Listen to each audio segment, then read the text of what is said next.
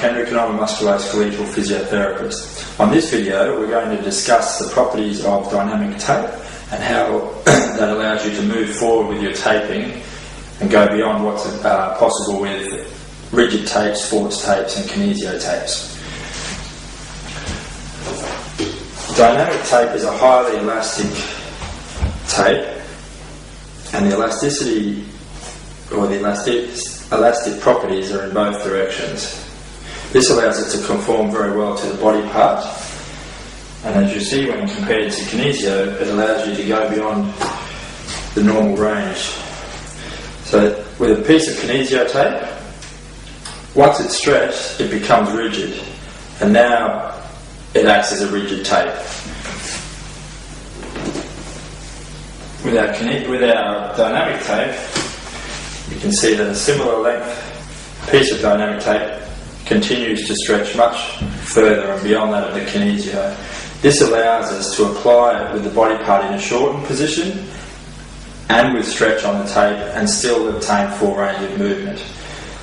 Those of you familiar with kinesio taping will know that the kinesio tape has to be applied with the body part generally in a lengthened position and with only a small degree of stretch on the tape if you want to be able to move through the full range of movement. We'll now demonstrate this.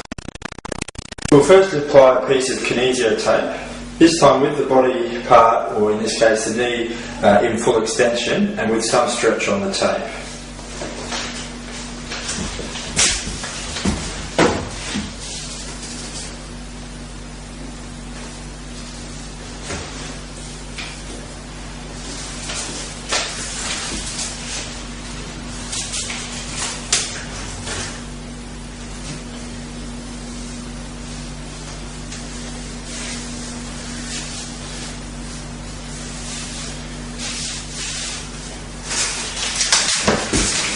Now if an athlete then tries to bend the knee,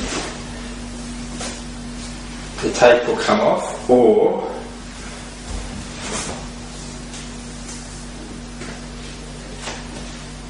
if allowed to set properly, will just limit their range of movement.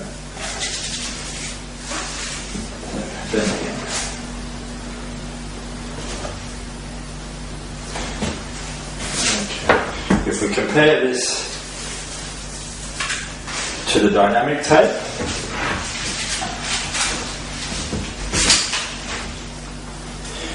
once again in a shortened position and with stretch applied to the tape,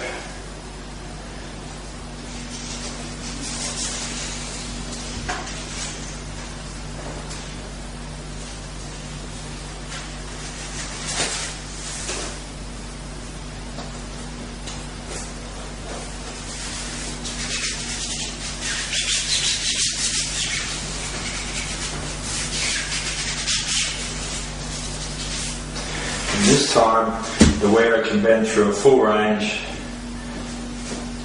of movement. So this highlights the differences in uses between a kinesio tape and a dynamic tape.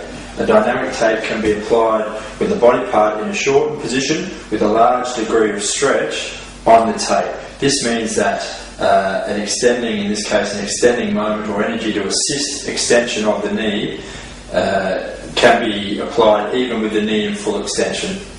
As the knee is then bent, the tape continues to stretch, and as you then extend, it re-injects that energy back into the system to assist in this case with, for example, the quadriceps muscle. Contrast that with a kinesio tape where we would normally apply that with the knee in full or near to full flexion. So in the bent position, the kinesio is applied with a small degree of stretch, such that when it extends we get the convolutions and the normal lifting of the skin to aid lymphatic drainage and those other effects that we know occur with the kinesio tape. So the dynamic tape allows more of a mechanical assistance through the elasticity of the tape when compared to a kinesio. When using the dynamic tape, we're generally trying to mimic the action of a particular muscle or group of muscles. The biceps can demonstrate this quite well. So what we'll try and do is actually encourage, using elasticity of the tape to encourage supination, elbow flexion and some elevation of the shoulder. So in order to achieve this, we actually put the body part in the shortened position. So we start off with in supination. We're then going to actually bring the elbow into flexion as we apply with some degree of stretch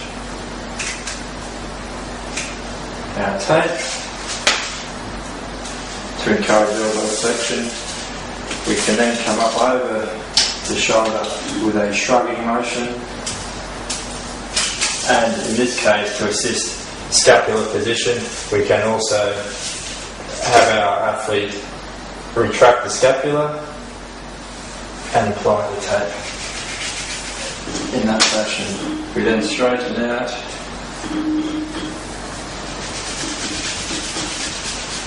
and sit down.